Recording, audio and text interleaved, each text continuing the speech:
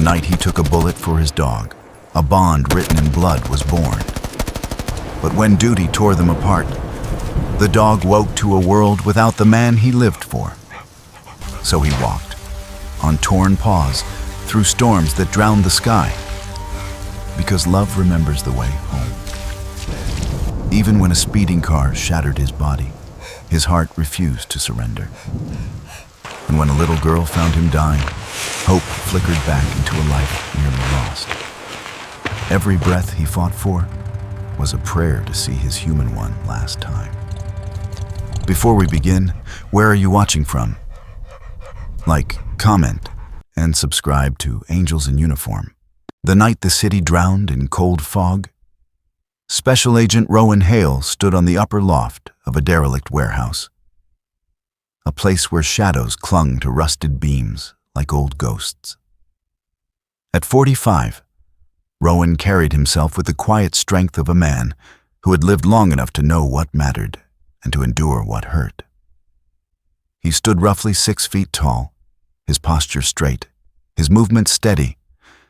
Gray strands threaded through his dark hair, giving him a worn dignity. His eyes, warm, brown, a little tired, held a softness that contradicted the hard edges of his job. And on his wrist, the old watch his father once owned ticked softly, as if reminding him of purpose. Beside him stood Ridge, a 4-year-old German shepherd, muscular, alert, black and tan fur rising slightly with every breath. His amber eyes scanned the darkness ahead, ears shifting like radar dishes capturing danger. Rowan lowered his hand, letting his fingers brush the hardened straps of Ridge's FBI K9 harness. Then, gently, he leaned down and pressed his forehead to Ridge's, a quiet ritual of trust only the two of them understood. "Easy, partner," he whispered. Fog pressed through cracked windows. The cold smelled of oil, steel, and adrenaline. The breach team moved. A violent bang tore the door open, and the room erupted in chaos. A man lunged. Ridge shot forward, a blur of trained fury, knocking him down with precision. The suspect screamed as Ridge's jaws locked onto his forearm, but danger rarely travels alone. Behind a stack of pallets, another figure rose. Rowan saw the glint of a gun aimed not at him, but at Ridge. Time collapsed. He didn't think, didn't hesitate, didn't breathe. Rowan threw himself forward, wrapping his arms around Ridge and twisting his own body into the line of fire. The gunshot cracked like lightning. A burst of searing pain exploded through Rowan's shoulder, numbing his arm down to the fingertips. He hit the concrete hard, dragging Ridge with him. Ridge whimpered, startled, confused, then turned, nose twitching rapidly. He smelled blood. Rowan's blood, warm, sharp, wrong. The dog's eyes widened, ears flattening. He licked Rowan's face in frantic strokes, whining, barking in short, panicked bursts as if begging him to stay awake. Rowan forced a pained smile. "I'm okay. You're alive. That's what matters." Officers stormed in, shouting, footsteps, metallic clatter. But Ridge stayed over Rowan, shielding him from any threat, as if reversing the moment Rowan had saved him. Paramedics arrived, lifting Rowan away. Ridge tried to follow, muscles tight with refusal, until Rowan whispered the soft command that meant trust. "Go. I'll come back." Ridge froze in place, ears drooping as the stretcher carried Rowan out of sight. Hours later, the hospital corridors hummed with sterile quiet. Rowan lay awake, his left shoulder immobilized, his thoughts heavier than the pain. The surgeon's words echoed, "Severe nerve damage. The arm may never stabilize. Field duty, unlikely." He stared at the ceiling, not fearing the end of his career, but fearing the end of his partnership. Ridge would be reassigned, handed to another agent, another voice, another heartbeat. The thought carved through him deeper than any bullet. Then, a sound, a sharp bark, clear, urgent, familiar. Rowan's breath caught. He tried to sit up. That bark. It sounded like Ridge. But Ridge was miles away, back at the K-9 center. The bark came again, closer, almost outside the door. Rowan's pulse raced. And then, silence. Just the soft hum of hospital lights. Just his own heartbeat. He stared at the doorway, feeling something strange. As if a presence brushed against him. Gentle, steady. A reassurance he couldn't explain. Had he imagined it?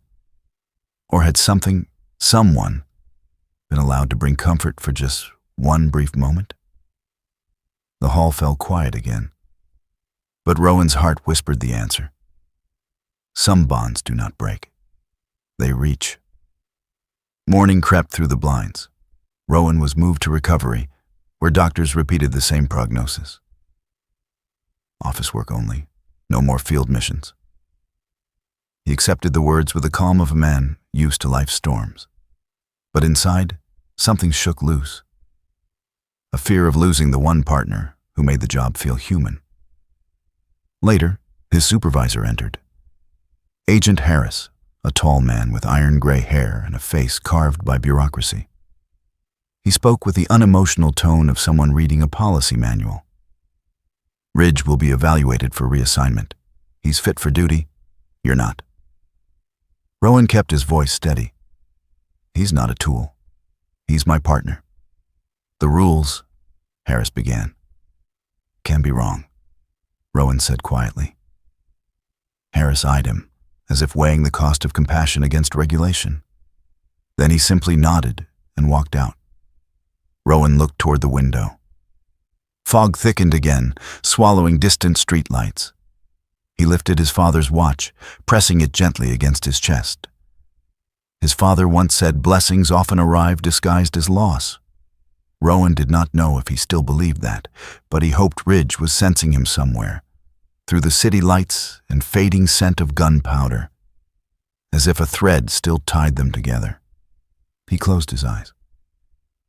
Find your way back to me, partner. And though the room was empty, Rowan felt a faint warmth on his chest, as if an unseen hand rested there, as if grace itself was listening. If this story touched your heart, may a like, a comment, and a subscribe bring blessings back your way, just as grace finds those who need it most. 6 weeks after the warehouse shooting, the hospital hallway felt like the kind of place where cold wind came to hide. Its walls were a pale, indifferent white, humming with the distant beeping of machines and muffled footsteps. Rowan Hale walked slowly beside a nurse pushing his discharge forms, each step steady, but carrying the ghost of the bullet that had torn through his nerves. At 45, Rowan looked older than he had 2 months ago. Not from age, but from the realization that life had turned sharply in a direction he wasn't prepared for. His dark hair, streaked with soft silver, hung a little unkempt over tired eyes. He still wore his father's old watch, the leather cracked and worn, steady, familiar, loyal. The same qualities Ridge had always seen in him. Inside a small evaluation office, a doctor with a calm, square face and neatly trimmed beard reviewed Rowan's chart.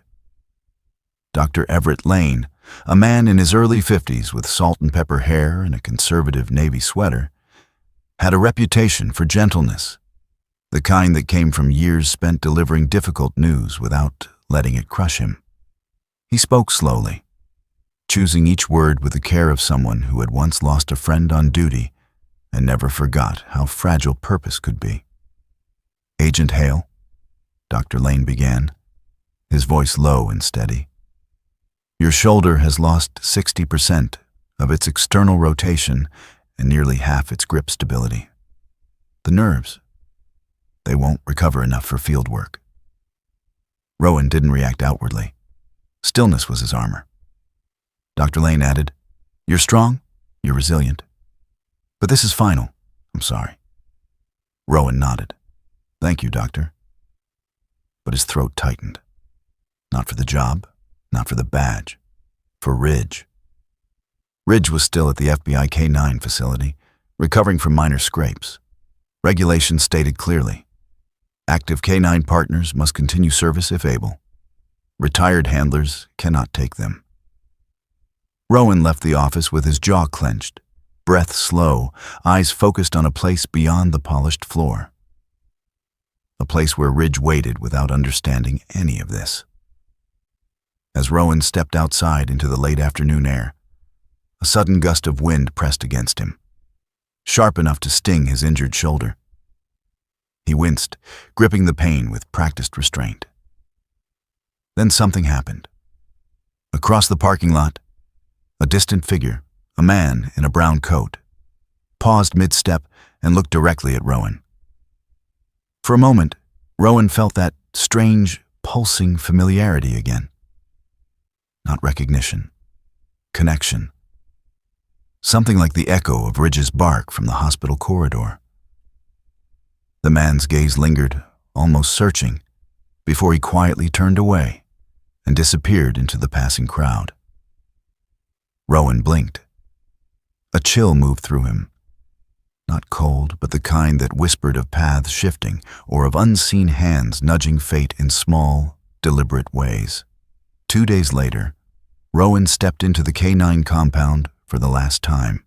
The air smelled of disinfectant, metal kennels, and the faint musk of working dogs. Officers moved about with clinical efficiency, but their eyes softened when they saw Rowan. Everyone knew what today meant. At the end of the corridor stood Ridge's kennel. The German shepherd stood the moment he sensed Rowan's approach, muscles rising beneath his black and tan coat.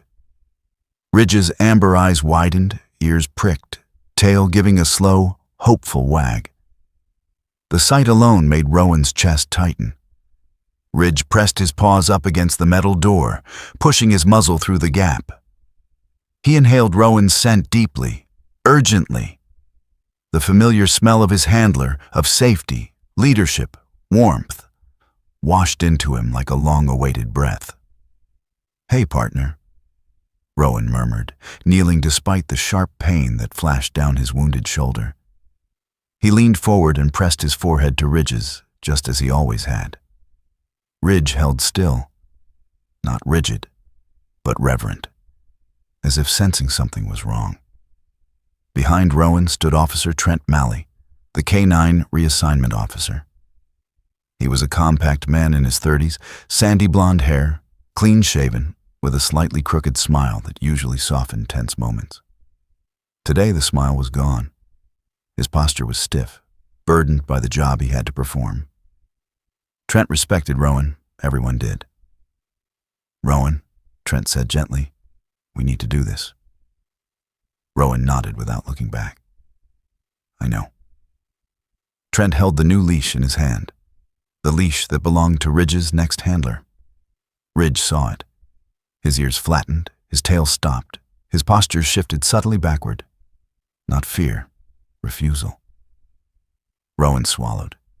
He placed both hands around Ridge's head, staring into those deep amber eyes that always mirrored his own emotions more clearly than any person ever had. "You're the best soldier I ever worked with," Rowan whispered, voice cracking for the first time in years. "You did everything right, always." Ridge leaned into his palms, drawing in Rowan's breath.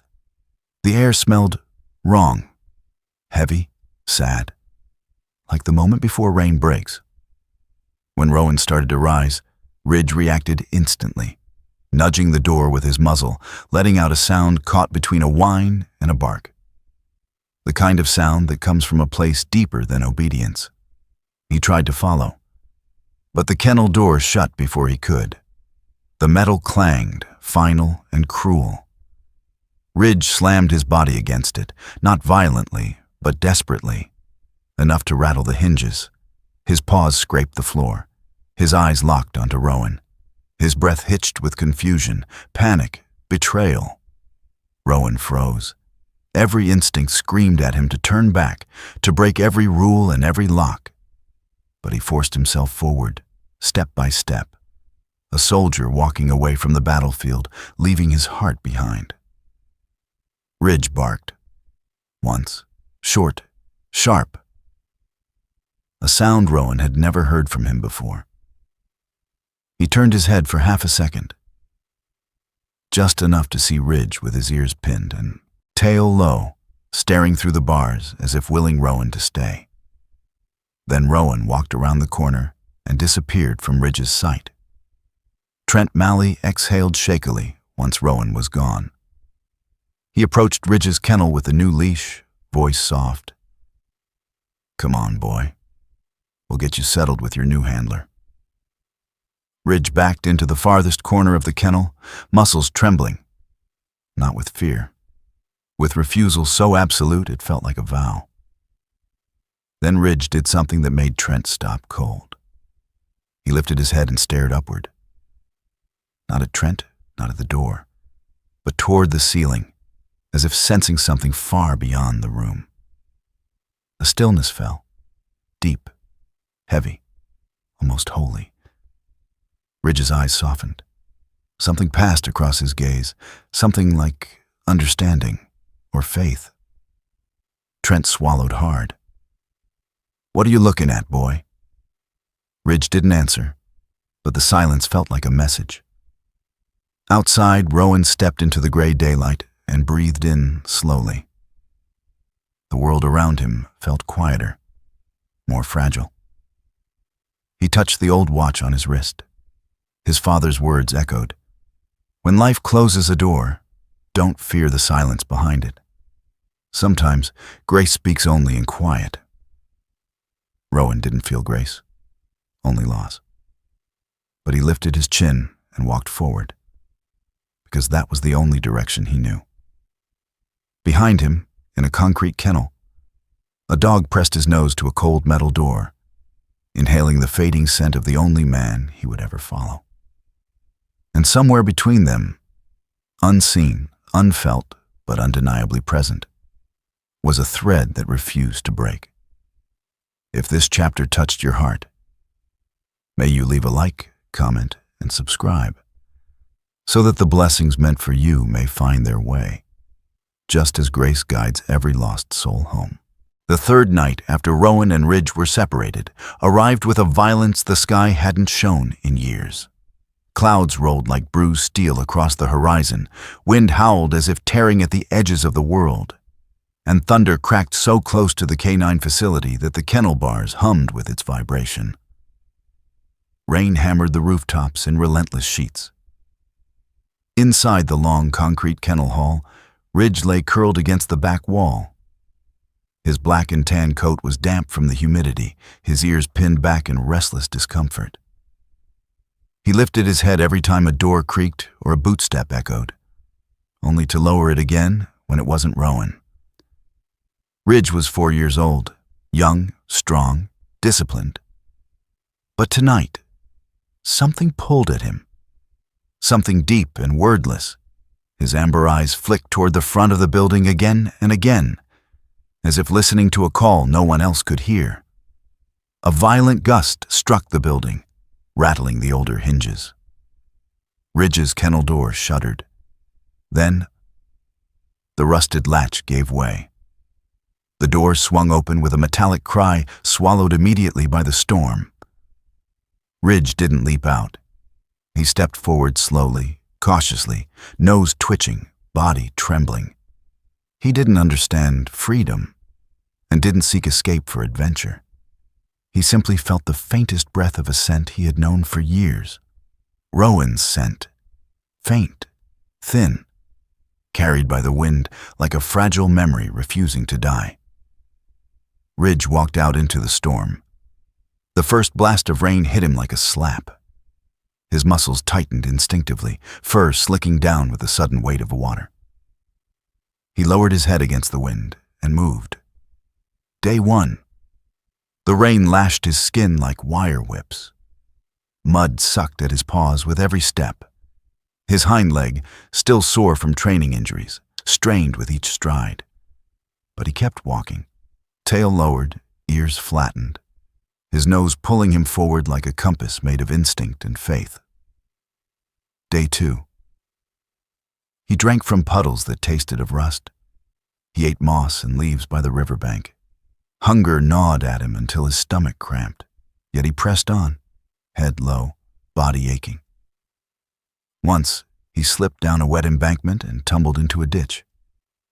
He lay there for minutes, breathing hard, chest heaving, before dragging himself back onto the road. Through it all, the rain never stopped. His fur grew heavy, his body grew thin, his steps grew slower. But the scent, Rowan's scent, floated somewhere ahead, weak but present, a promise, a direction. Day 3. Morning arrived bleak and colorless. Cars sped along the highway near the drainage ditch Ridge was crossing. His steps were sluggish, vision blurry from exhaustion. A truck rounded the turn too fast. The screech came too late. The bumper struck Ridge's side, flipping him into the gravel shoulder. He rolled twice before hitting a patch of muddy grass. He didn't cry out, but the breath was knocked from his lungs, his side burning from the impact. He tried to rise. Once, his legs folded. Twice, his paw slipped on the wet earth, and he collapsed again. A whine escaped his throat, raw and involuntary. 3 times, his body simply refused. His legs trembled violently, refusing to bear his weight. His eyes closed halfway, heavy with pain and fatigue. The storm clouds above churned. Wind whipped across his face. Ridge's body stilled, chest rising in shallow, uneven breaths. He lay as if listening to the quiet invitation of surrender. And then, a sudden shift in the air. The wind turned, not violently, but with a strange, deliberate gentleness. A single current, cool, focused, passed across Ridge's muzzle. He smelled it. Rowan, not strong, not clear, but unmistakable. Ridge's eyes snapped open. His limbs moved before his mind caught up. He pushed against the ground with a guttural exhale, once, twice.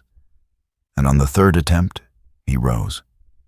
Barely standing, barely breathing, but alive with something deeper than instinct, faith.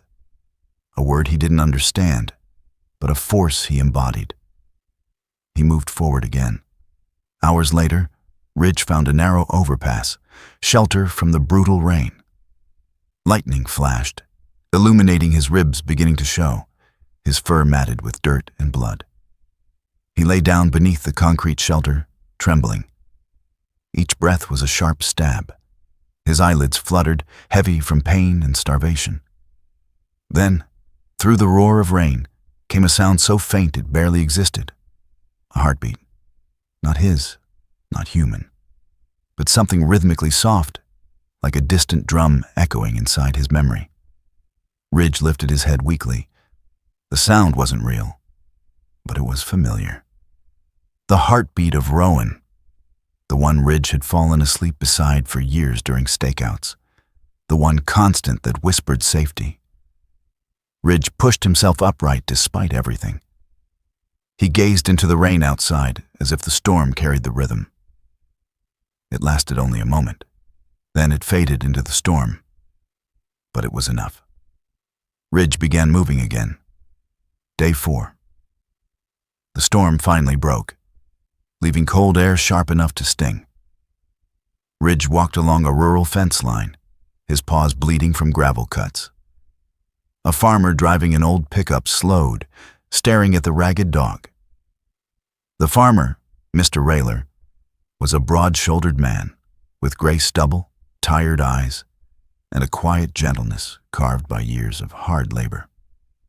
He leaned out his window and called softly, "Hey there, boy. You all right?" Ridge froze, muscles tense. His fur bristled slightly, not aggression, but pure exhaustion mixed with fear of being taken off his path. Mr. Rayler frowned, noticing the dog's protruding ribs, muddy wounds, and torn harness strap. He stepped out, slow and careful, boots sinking in the wet dirt. "I won't hurt you.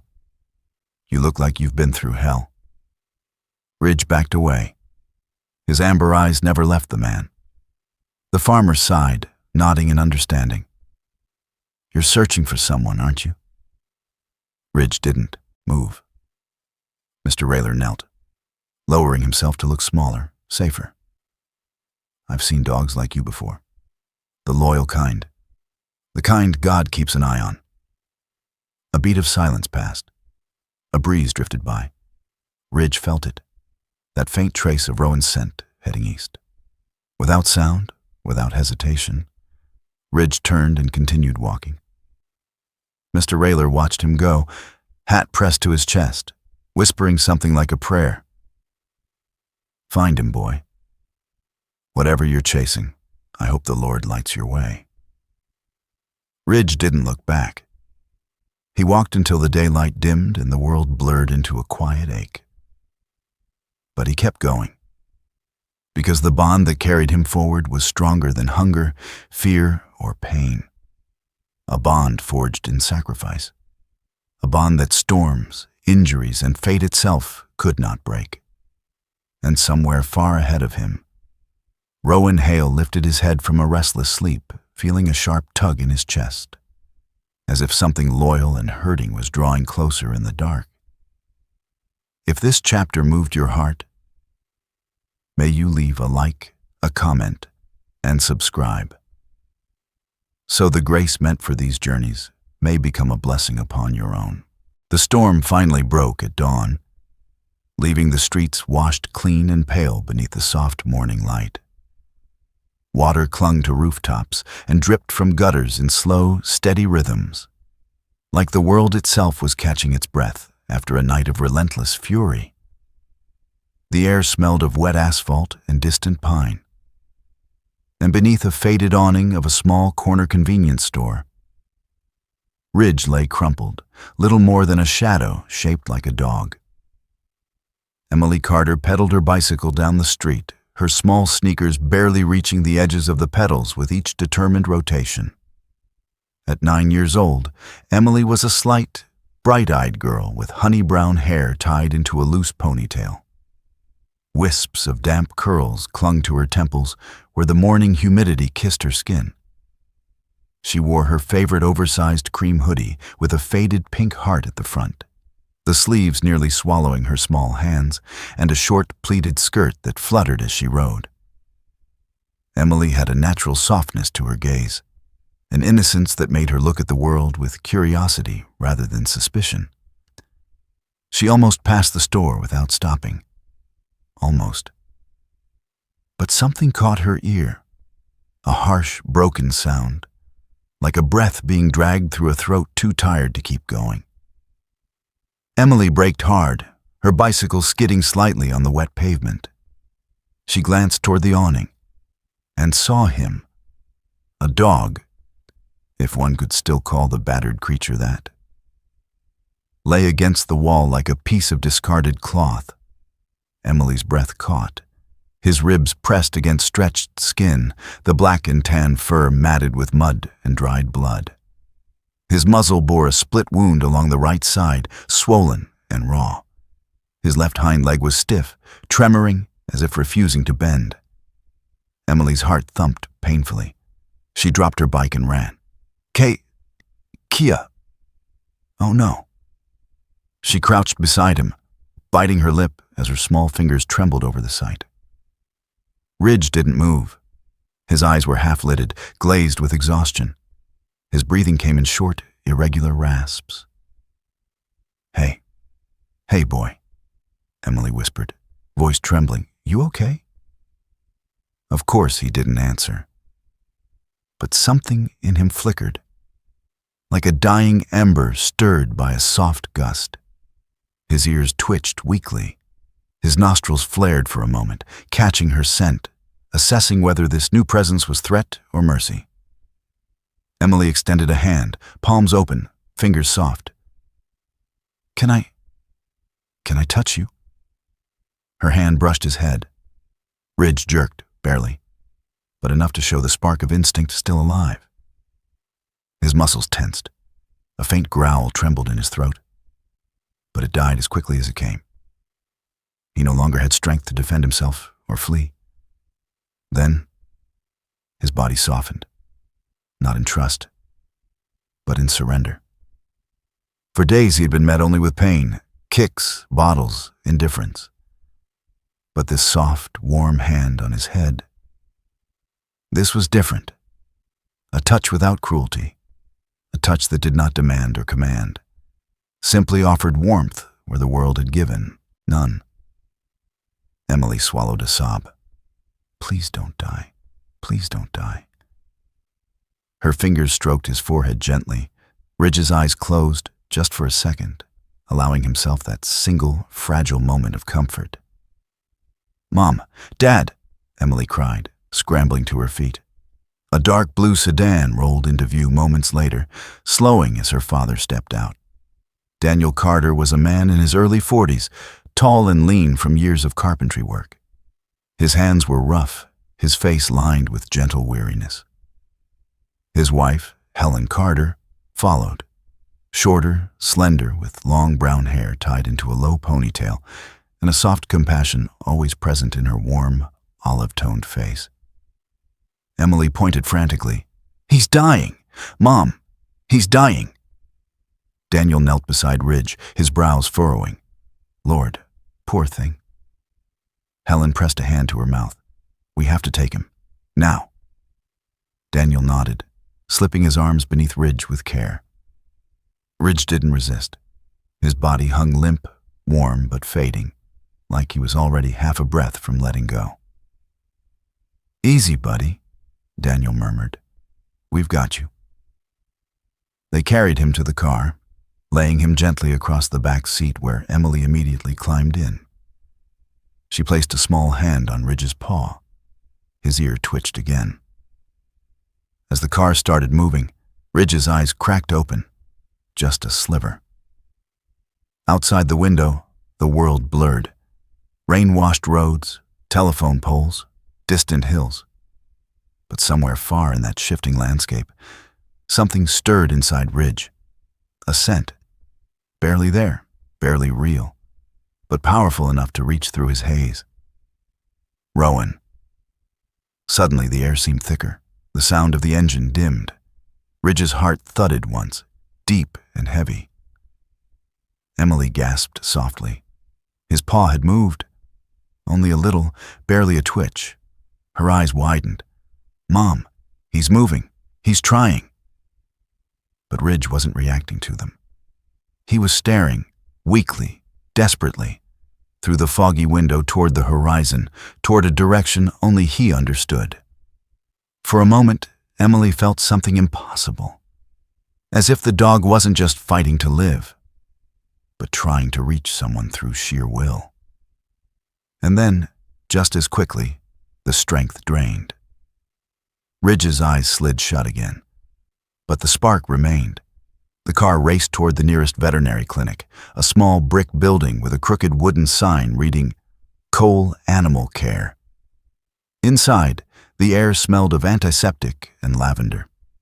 A woman in her mid-30s stepped from behind the desk. Dr. Hannah Cole had dark hair tied neatly in a bun, thin framed glasses perched on her nose, and a calming presence shaped by years of caring for broken creatures. Her skin was fair, her movements deliberate but gentle, the kind of person animals trusted on instinct. "What happened?"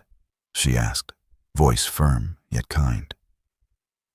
Daniel lifted Ridge from the back seat. "We found him like this under a store awning. He's in bad shape." Dr. Cole's expression shifted. Instantly, focused, serious. "Let's get him inside." They placed Ridge on a metal examination table. Hannah's eyes traced every wound with deep concern. Ribs visible, bruises forming, the swollen gash along his muzzle, the limp hind leg, the dehydration. Emily stood near the door, wringing her hands, eyes full of fear. "Can you save him?" Hannah looked at Ridge, then at Emily. "I'll do everything I can." Ridge's breathing hitched as Hannah inserted an IV line. She whispered soft words, almost like a prayer, as she cleaned his wounds. Then she reached for the handheld scanner to check for a microchip. Let's see who you are, brave boy. The scanner beeped. A number flashed on the small screen. And then a name. Hannah's face tightened, not in fear, but in shock. She looked at Daniel, then Helen, then Emily. This dog, he's not a stray. He's K9, an FBI service dog. Emily's mouth fell open. A hero dog? Hannah nodded. And he belongs to someone. Ridge's chest rose and fell in ragged waves, his body trembling under the IV fluids. His mind flickered between consciousness and darkness. But through it all, in his fading senses, one truth glimmered like a distant star. He was closer, not to his destination, but to hope. For the first time in days, he was warm, held, cared for. And if he survived the next few hours, he might yet find the man whose scent had carried him across storms, hunger, and suffering. Emily pressed her hand gently to his back. You're safe now, she whispered. We found you, and we're not giving up. Ridge didn't open his eyes, but his tail, just barely, twitched. If this chapter touched your heart, may you like, comment, and subscribe, so that the blessings meant for this journey may become a blessing in your own life, just as grace finds those who need saving most. The fluorescent lights in the small veterinary clinic buzzed quietly overhead, casting a pale glow across the stainless steel examination table. Ridge lay motionless on it, his breathing shallow, each rise of his chest like a fragile attempt at returning to life. His fur was damp, his wounds raw, his ribs sharp beneath the skin. But his heart, though battered, had not surrendered. Dr. Hannah Cole stood beside the table, sleeves rolled up, dark hair tied in a neat bun. Her calm brown eyes held that blend of empathy and precision that came from years of fighting for creatures who had no voice. She held the microchip scanner in one hand, steady but tense. She had treated countless injured animals, lost pets, abandoned strays, hurt wildlife. But something about this dog felt different, as if fate had placed him in her hands for a reason she couldn't yet name. Emily Carter stood opposite her, tiny hands gripping the table edge as she watched Ridge with desperate concern. Her honey-brown eyes shimmered with worry, her oversized cream hoodie slipping off one shoulder as she leaned closer. She wasn't afraid of the dog, not even a little. Something about him called out to her heart the same way wounded birds or trembling kittens had done since she was old enough to walk. Compassion lived in Emily like breath. Hannah lowered the scanner and pressed the small button.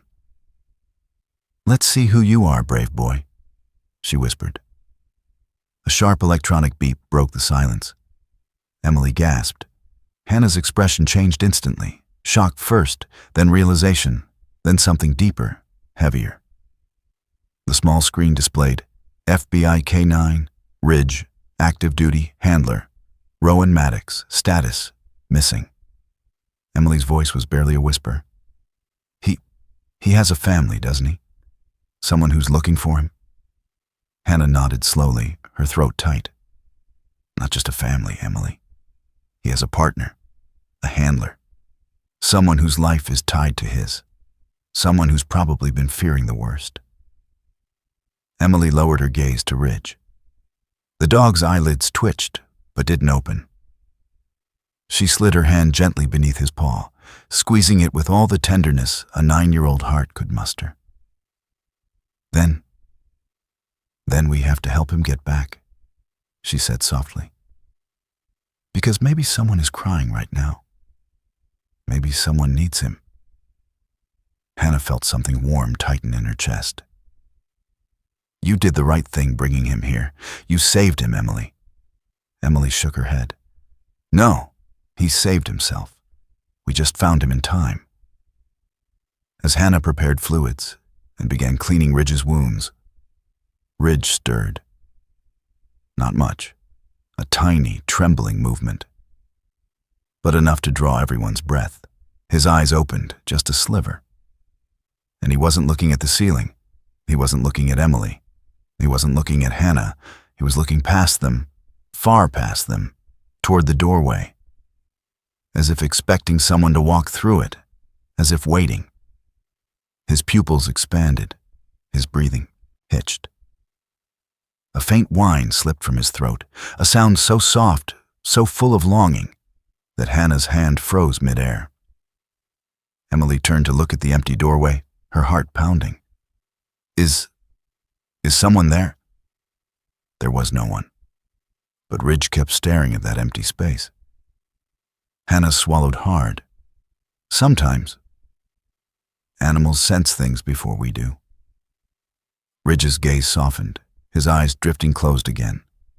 But the moment left a hush in the room, as if for one heartbeat, something unseen had brushed past them.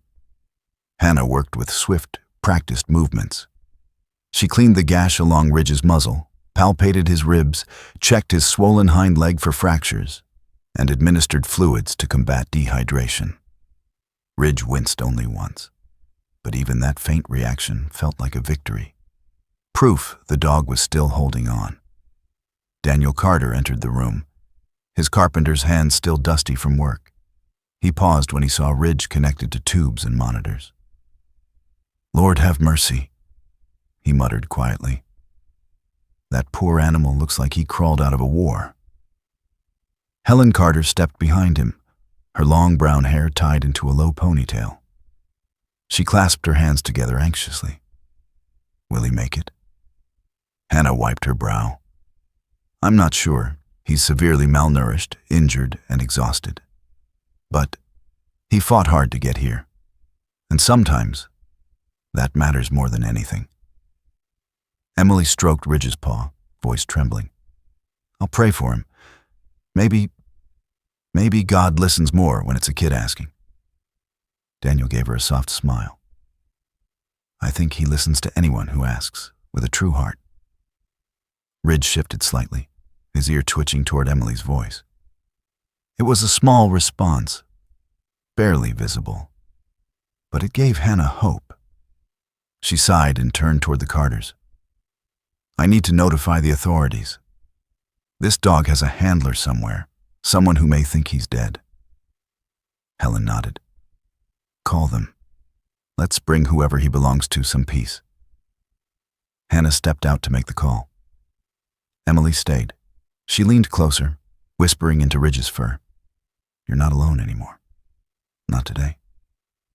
Ridge didn't move. But there was something different about this stillness, less like surrender and more like rest. For the first time since his escape, he wasn't fighting. He wasn't running. He wasn't collapsing on cold concrete. He was surrounded by warmth. The clinic's front door creaked open suddenly, causing Ridge's ears to twitch. Emily looked up. Hannah entered again, but she wasn't alone. Behind her was a police officer in uniform. Officer Mark Ellison, late 30s, with a square jaw, dark skin, and a neatly groomed beard. His eyes were deep set, focused, the kind that held quiet authority. He stepped forward, his heavy boots echoing on the tile floor. "Where's the dog?" he asked gently. Emily stiffened protectively.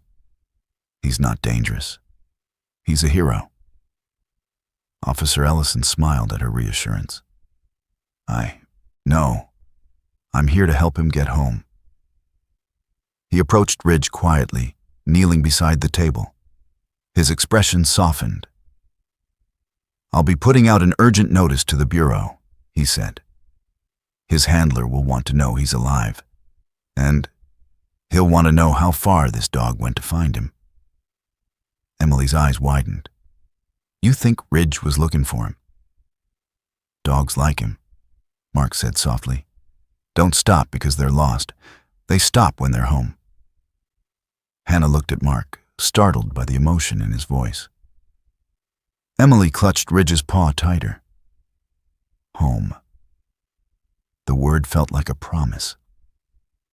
Hannah stabilized Ridge as best she could. Fluids dripped steadily into his vein. Pain medication began to soothe his trembling muscles. His breathing slowly deepened. Mark stood by the door, speaking into his radio. "I need a direct contact for Special Agent Rowan Hale." "Yes. Urgent." Daniel and Helen stood behind Emily, watching Ridge with quiet heartbreak. Hannah approached Emily, kneeling beside her. "You gave him a chance, sweetheart. Without you, he wouldn't have made it through the morning." Emily nodded, wiping her eyes. "He fought so hard, and we found him. Just in time." Ridge exhaled softly, his body loosening beneath her hand. Helen whispered, barely audible, Maybe Grace guided him here." No one argued. Ridge lay still, surrounded by people who cared, people who had chosen compassion over inconvenience. And though his journey had nearly ended beneath a storm, a car, or the cold ground, he survived. Because something stronger than instinct had carried him. Something like devotion. Something like hope. Something like faith. If this chapter touched your heart, may you like, comment, and subscribe, so the blessings meant for you may find their way, just as Grace carried Ridge through the storm. The phone rang in Rowan Hale's small, dimly lit apartment just past midnight. The room was silent, except for the soft ticking of his father's old watch on his wrist. He sat on the edge of his bed, rubbing his injured shoulder in slow circles, trying to loosen the knot of pain that never really left him. He answered on the second ring. "Is this Special Agent Rowan Hale?" The voice belonged to Officer Mark Ellison, calm but carrying a weight Rowan immediately recognized, urgent, heavy, human. "Yes, speaking." There was a pause, brief but agonizing. "Agent Hale, your canine partner, Ridge. He's been found. He's alive but badly injured. You should come immediately." The words hit Rowan like another bullet, straight through the ribs. For a moment, he couldn't breathe. Ridge, alive, injured, suffering. He didn't remember hanging up. He didn't remember grabbing his keys. He didn't remember stumbling through the hallway, clutching the railing as pain shot through his damaged nerves. What he did remember was the prayer, a whisper that escaped him without thought, without hesitation, without formality. "Please, let him still be breathing when I get there." He didn't call any name, didn't invoke anyone, just a plea raw and quiet from a man who had lost too much to lose one more thing he loved. He forced his body into the driver's seat, gripping the steering wheel until his weak hand trembled. His shoulders screamed with every turn of the wheel. His injured wrist burned as though the nerves were being lit with fire. Still, Rowan sped through the sleeping streets, headlights carving pale paths in the darkness. Rainwater from the storm still clung to the asphalt. Streetlights flickered overhead. Every mile felt like a lifetime. "Hold on, partner," he whispered hoarsely. "Just hold on." Halfway to the clinic, something strange happened. The radio, off since the moment he entered the car, gave a sudden static pop. A soft sound crackled through it.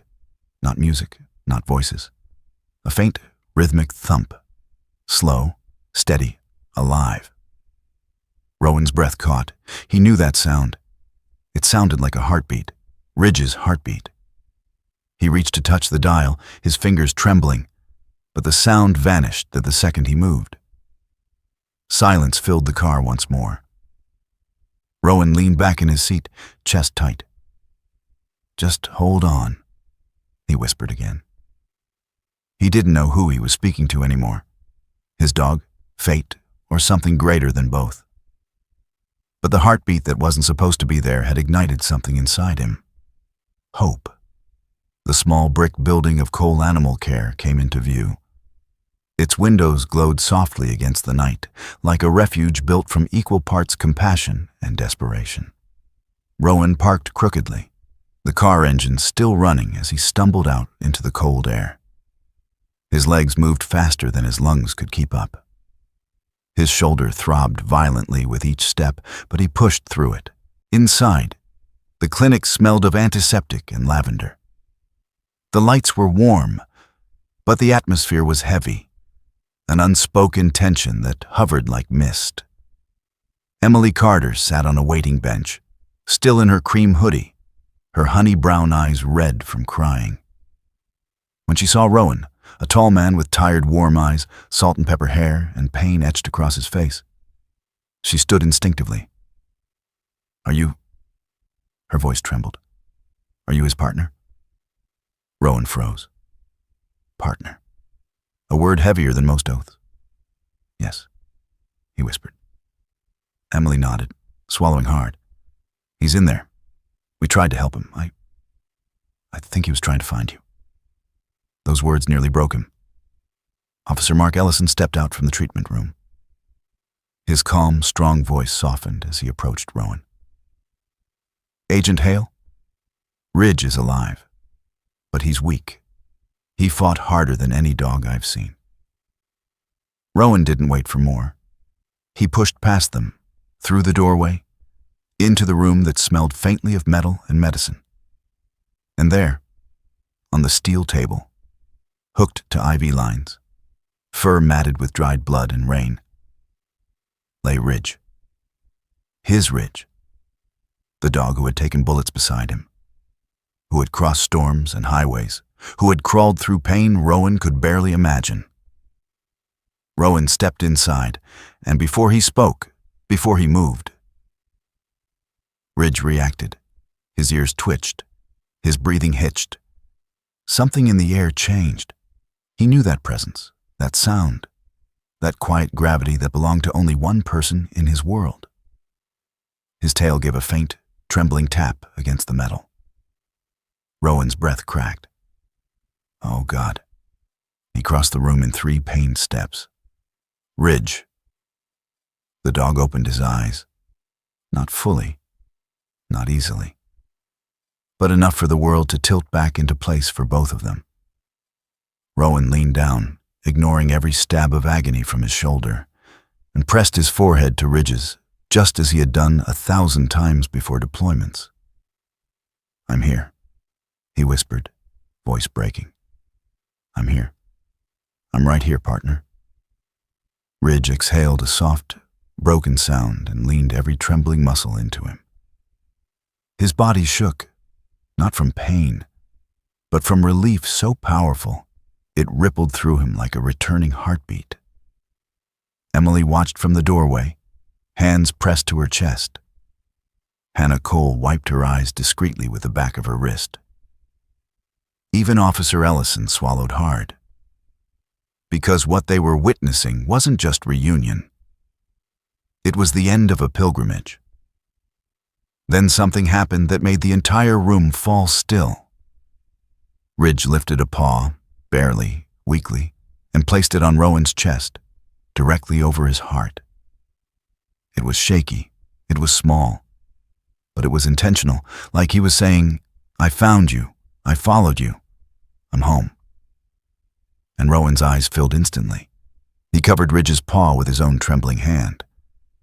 "Good boy," Rowan whispered. "Good boy. You came all this way."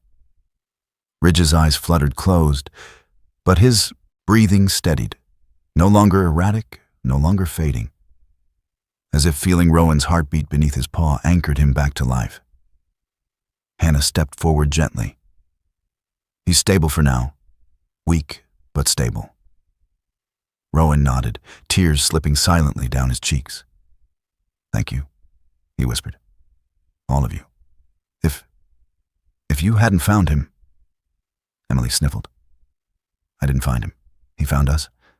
I think God helped him find us." Rowan looked at her, really looked, and something in his heart loosened. Maybe she was right. He leaned closer to Ridge again. "You did good," he murmured. "You held on." Ridge let out a long, slow breath that sounded almost like peace.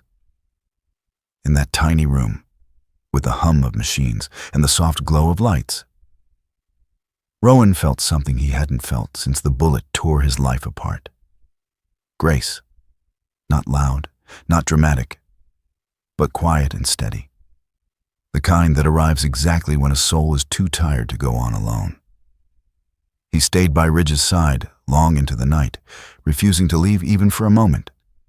And Ridge, though exhausted, kept his paw resting on Rowan's chest, as if reminding him, we survived, together.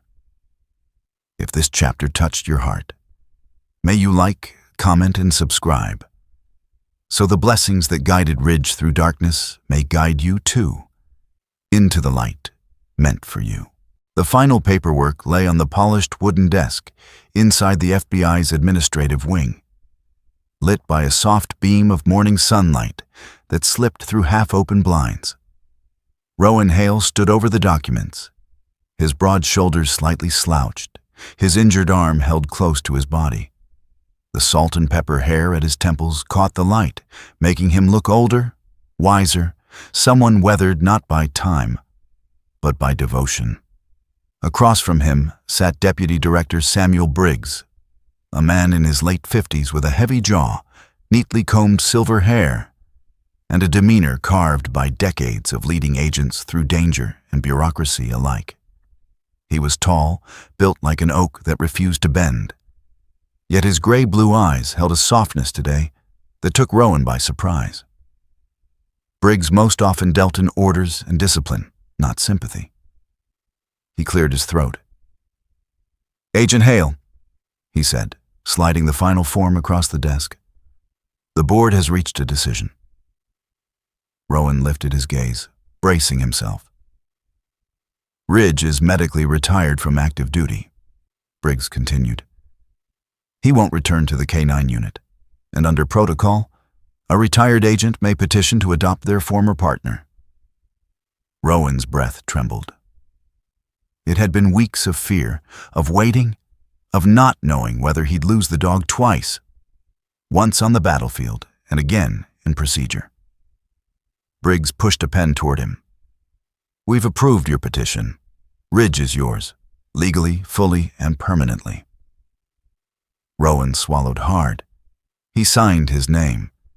The signature wobbled slightly from nerve damage, but his heart had never been steadier. Briggs placed a firm hand on Rowan's good shoulder. "You earned this," he said softly.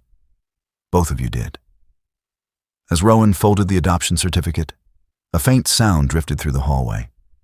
A bark, not loud, not sharp, but familiar. Rowan froze. He shouldn't have heard it.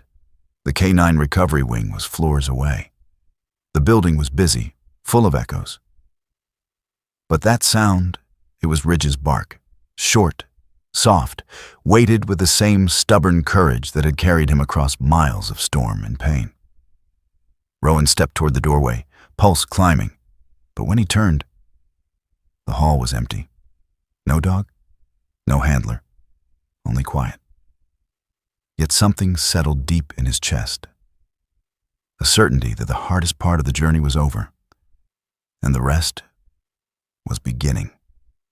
Rowan drove to the K-9 facility that afternoon. The air smelled of cedar and cold wind. Ridge waited inside the main kennel room, lying on a padded bed instead of the cold steel he once endured. His black and tan coat had begun to recover its sheen, though healing scars traced faint lines along his muzzle and flank. His once powerful frame was slimmer, but his eyes, the warm, amber eyes of a warrior who never surrendered, shone with life. Emily Carter was already there, standing beside Ridge with her cream hoodie slightly too big for her small frame. Her honey-brown hair was tied into a loose ponytail that bounced as she rushed toward Rowan. "You came," she said, eyes sparkling. "He's been waiting." Ridge keeps looking toward the door like he knows exactly who he's going home with. Rowan smiled, dropping to one knee, his bad shoulder protesting, to press his forehead against Ridge's, just as he had done every day of their working lives. "Hey, partner," he whispered. Ridge exhaled sharply, leaning into him with all the strength he had. His tail thumped once, slow, steady, grateful. Emily knelt beside them, wrapping her arms around Ridge's neck. "You better let him sleep inside," she teased. "He deserves the comfiest bed." "He'll get more than a bed," Rowan replied softly. "He'll get a home." The Carter parents stepped in a moment later. Daniel with his carpenter's hands in his jacket pockets, Helen with her soft eyes misting over at the sight. They approached respectfully, knowing they were witnessing something sacred. "Thank you," Rowan said, meeting their eyes. "You saved his life." Daniel shook his head. "He saved himself. We just followed the signs when they appeared." Emily squeezed Ridge once more before standing. "You'll visit, right?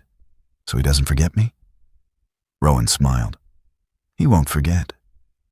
Ridge rose slowly, still cautious from lingering pain. When the kennel door opened, he stepped out with deliberate, quiet dignity. Not limping, not trembling, just walking forward, toward the man he had crossed the world to find. As they exited the facility, a sudden gust of wind swept through the courtyard. Dry leaves spiraled in the air, circling Ridge for a moment before scattering down the path. Ridge paused, his ears lifted, his head tilted upward. For one heartbeat, he stood completely still, alert, calm, as if sensing something Rowan could not see. Rowan froze beside him. "What is it?" he whispered. Ridge blinked slowly, then stepped forward again, brushing his side against Rowan's leg before continuing toward the car. Emily shivered in awe. It looked like he heard someone. Rowan didn't answer, but he felt an echo of that moment deep in his chest. Not fear, not sorrow. Peace. As if some presence had accompanied Ridge on his journey and was now finally letting go. The sun was dipping when Rowan unlocked the door of his wooden cabin. It wasn't large, but every inch of it carried the warmth of a life lived with purpose. Books stacked neatly on shelves, an old leather jacket hung near the wall, coffee lingering in the air. He held the door open. "Go ahead, warrior," Rowan said with quiet pride. "This is home." Ridge stepped inside, paws touching familiar wood, muscles relaxing as scents washed over him. Rowan's jacket, the coffee, the cedar walls. His tail gave a slow, reverent wag. He walked a small circle in the living room, nose twitching as if mapping memories only he could sense. Then he moved, steady, instinctive, to the spot beside Rowan's favorite chair, the place where he used to sleep after every mission, as if not a single day had passed. Ridge lowered himself onto the floor, placing his head gently on Rowan's boot. His breathing slowed, deepened, softened. Rowan sat resting his hand on Ridge's back, feeling the rise and fall of a chest that had fought through storms, hunger, pain, and darkness just to return here. "From now on," Rowan whispered, "you'll never have to look for me again. I'm here, always." Ridge pressed his head more firmly against Rowan's leg, a soft rumble of contentment vibrating through him. Inside that small cabin, 2 scars, one on a man's shoulder and one on a dog's body, finally found rest. No gunfire, no storm, no fear, just the steady breathing of a loyal heart and the quiet peace of a man who had been brought back from grief by the creature he had once saved. 2 wounds, 1 home, and a truth too deep for words. What we love with our whole soul will always find its way back to us. Through rain, through darkness, through pain, guided by a light only faith can see. If this final chapter touched your heart, may you like and subscribe, so the same grace that guided Ridge home may guide blessings into your life as well. In the end, Ridge's journey reminds us that even in the darkest storms, there is a light that never fails those who keep moving forward. Some call it instinct, others call it hope, but many of us know it as the quiet, saving grace that God places along our path. It may appear as a stranger's kindness, a door opening when everything feels closed, or the strength to rise one more time when our bodies and hearts feel done. Ridge found his way home because he followed that light, step by painful step, trusting that love would guide him back. And it did. May this story remind you that no matter what storms you walk through, there is a purpose in your struggle, a hand watching over you, and a place where you belong. If this message reached your heart, I invite you to share your thoughts in the comments, subscribe to the channel, and help spread stories of faith, courage, and second chances. May the Lord bless you, protect you, and guide you gently, just as He guided Ridge home.